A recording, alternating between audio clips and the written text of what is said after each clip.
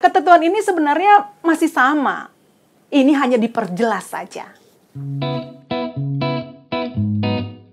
Diajak-ajak bayar pajak. Selamat datang hei kawan pajak, diajak-ajak bayar pajak. Hey hey hey, yuk dengerin hei kawan pajak, diajak-ajak bayar pajak. Hey hey hey, Mari kakak, lihat dulu kakak. Sudah banyak berkembang isu pajak. Kapan lagi bahas pajak bisa sambil ngakak, sambil ngerujak atau sambil gendong anak. Dengar dulu yuk, info gratis kok gak mau. Di follow dulu, gak ketinggalan melulu. Ajak-ajak bayar pajak, ini konsep baru. Simak dan hayati kelak negeri kita maju. selamat datang hei kawan pajak, diajak-ajak bayar pajak. Hey hey Bayar pajak. yuk dengerin hei kawan pajak, diajak-ajak bayar pajak. Ajak, bayar pajak. Halo kawan pajak, kembali lagi bersama saya Ani Natalia, Kasubdit Humas Perpajakan Direktorat Jenderal Pajak di podcast Ajak-ajak Bayar Pajak. Di episode kali ini, apa yang akan kita bahas? Apalagi kalau bukan mengenai peraturan terbaru yang ramai sekali dibicarakan di masyarakat karena dipikir ada pajak baru. Apalagi kalau bukan tentang peraturan Menteri Keuangan nomor 6 tahun 2021 tentang penghitungan dan pemungutan PPN serta PPh atas penyerahan atau penghasilan sehubungan dengan penjualan pulsa, kartu perdana, token, dan voucher. Saya mau kasih tahu, ini bukan jenis pajak baru. Sebenarnya apa sih tujuan diterbitkannya peraturan Menteri Keuangan ini? Ada beberapa tujuan diterbitkannya aturan ini. Yang pertama, memberikan kepastian hukum. Hal ini terjadi karena sering terjadi dispute di lapangan terkait pengenaan pajak atas pulsa dan voucher. Kedua, menyederhanakan administrasi dan mekanisme pemungutan PPN atas penyerahan pulsa. Seperti yang kawan pajak ketahui, penerbitan faktur pajak atas transaksi pulsa yang menggunakan sistem elektronik atau server real time dan frekuensi cepat seringkali menimbulkan permasalahan dalam administrasi PPN. Yang terakhir adalah memperkuat basis data distributor tingkat pengecer. Hal ini dilakukan untuk mempermudah pengawasan terhadap distributor pulsa tingkat pengecer. Lalu bagaimana ya penerapan PPN dan PPh atas kegiatan ini? Simak terus ya.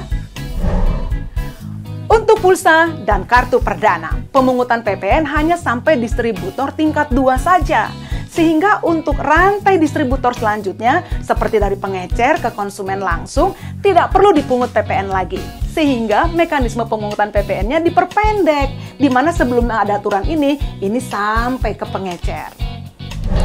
Untuk token listrik, PPN dikenakan hanya atas jasa penjualan atau pembayaran token listrik saja yang berupa komisi atau selisih harga yang diperoleh agen penjual token. Jadi bukan atas nilai token listriknya ya. Kawan pajak, ketentuan ini sebenarnya masih sama. Ini hanya diperjelas saja. Begitupun untuk voucher.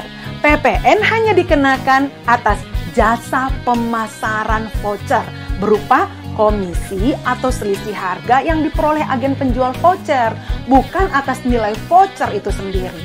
Hal ini dikarenakan voucher diperlakukan sebagai alat pembayaran atau setara dengan uang yang memang tidak terutang PPN. Nah, untuk pemungutan PPh pasal 22 atas pembelian pulsa atau kartu perdana oleh distributor ya, dan PPh pasal 23 untuk jasa pemasaran atau penjualan token listrik dan voucher merupakan pajak yang dipotong di muka dan tidak bersifat final. Sehingga pajak yang sudah dipotong tersebut dapat dikreditkan oleh distributor pulsa atau agen penjualan token listrik dan voucher dalam SPT tahunan mereka. Hal ini sudah berlaku bahkan sebelum PMK ini diterbitkan. Sekali lagi, PMK nomor 6 tahun 2021 memberikan kepastian hukum atas ketentuan umum perpajakan yang sudah berlaku. Nah, setelah mendengarkan penjelasan Kak Ani, semoga dapat membantu kawan pajak untuk memahami bahwa ini bukan merupakan jenis pajak baru. Baik kawan pajak, tak terasa kita sudah sampai di akhir episode Ajak-ajak Bayar Pajak edisi kali ini. Tak bosan Kak Ani mengingatkan untuk selalu menerapkan 3M demi menjaga diri kita dan orang-orang di sekitar kita dari bahaya virus COVID-19. Terima kasih kawan pajak atas partisipasinya di podcast kali ini. Semua orang punya caranya sendiri untuk mengekspresikan cintanya terhadap Indonesia.